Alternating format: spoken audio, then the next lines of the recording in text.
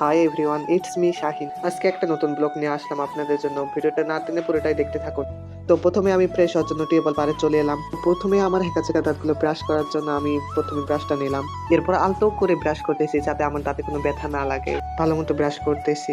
Brush করা শেষ। এবার আমি মুখ ধোয়ার জন্য মগের করে পানি নিয়ে বসে পড়লাম। মুখটা কোনো মতো ধুয়ে টিউবওয়েল পাড় থেকে চলে আসলাম। মুখটা ভালো করে মুছতেছিলাম, এর মধ্যেই মা বললো বাজারে যেতে হবে। তাই দেরি না করে বাজারে যাওয়ার জন্য R15 একটা নিয়ে নিলাম।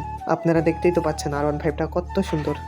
এরপর বাসা থেকে বের হয়ে যাইতেই দেখি পথের ধারে কত ছোট ছোট ফুল পড়ে আছে, দেখে আমার মনটা অনেক ভরে গেল। জানি না এটা কি গাছের ফুল, যাই হোক খুবই সুন্দর লাগছিল।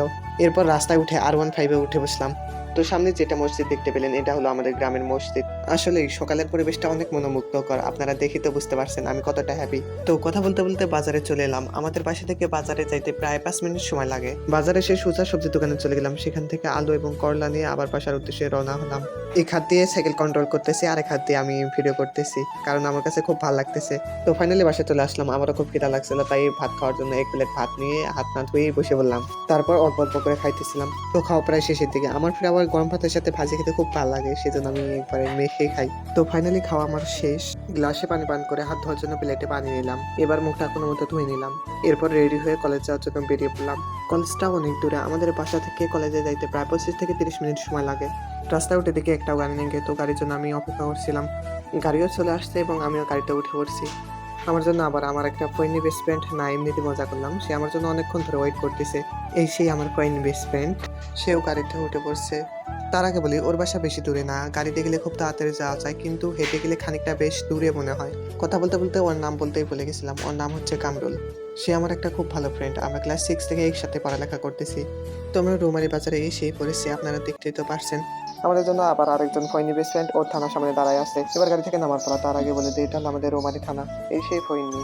আমরা 3 ফৈনি একটা অটো নিয়ে দিলাম কলেজে যাওয়ার জন্য। পকেটে কোনো টাকা পয়সা নেই, গাড়িওয়ালাকে বললাম যে আমাদের ফ্রিতে নিয়ে যেতে হবে, তার বদলে আমরা আপনাদের একদিন জমি চাষ করে দেবো। ফাইনালি কলেজে চলে আসলাম। এই সেই আমাদের কলেজে এসে থেকে ক্লাস শুরু হয়েছে। ক্লাস করে আবার বাড়ির উদ্দেশ্যে রওনা দিলাম। ওরা যাচ্ছে আগে আগে, আমি যাচ্ছি পিছনে ভিডিও করতে করতে। কলেজ থেকে হেঁটে এসে আমরা একটা গাড়ি নিলাম। গাড়ি যাচ্ছে তার গতিতে, তার সাথে আমরাও অনেক মজা করতেছি গাড়ির ভেতরে। একজনের নাম বলতে আমি ভুলে গেছিলাম, ওর নাম হচ্ছে মাইদুল। ওর সঙ্গে পরিচয় আমার ক্লাস 10 থেকে। গাড়িতে করে যাইতেছিলাম আর গ্রাম বাংলার অপরূপ সৌন্দর্য উপভোগ করতেছিলাম। আসলে গ্রাম যে কতটা সুন্দর, যারা গ্রামে থাকে তারাই একমাত্র বলতে পারবে যে গ্রাম কতটা সুন্দর। আমরা গাড়ির ভিতরে খুব এনজয় করতেছিলাম। কথা বলতে বলতে প্রায় কামরুলদের বাসার সামনে এসেই পড়েছি। কামরুলকে জোর করে গাড়ি থেকে নামিয়ে দিয়েছি। ও গাড়ি থেকে নামতেই চাইছিল না, কারণ ওর কাছে কোনো টাকা পয়সা ছিল না। গাড়িওয়ালা খুব দয়াবান ছিল, ওর ভাড়া মাফ করে দেয়। আমরা বাজারে এসে গাড়ি থেকে নেমে পড়লাম। যদিও মাইদুলের বাসা অনেক দূরে, কিন্তু সে আমার বাসা অব্দি হেঁটে আসলো আমার সঙ্গে। মাইদুলও চলে গেল, আমিও আমার বাসার দিকে যাইতেছিলাম। খুব দ্রুত বাসার দিকে যাইতেছিলাম, কারণ বাসে গিয়ে তাড়াতাড়ি ভিডিও করতে হবে। বাসায় প্রায় এসে পড়েছি আমি। বাসায় এসে কোনো মতো ড্রেসটা খুলেই ভিডিও করতে শুরু করলাম। যেহেতু আমি ছেলে মেয়ে উভয় ক্যারেক্টারই করি, সেজন্য আমি ড্রেসগুলো চেঞ্জ করে নিলাম। আমি প্রথমত মেয়ে ক্যারেক্টারে আগে করি। ব্লগটা সম্পূর্ণ দেখার জন্য আপনাদের অসংখ্য অসংখ্য অসংখ্য ধন্যবাদ।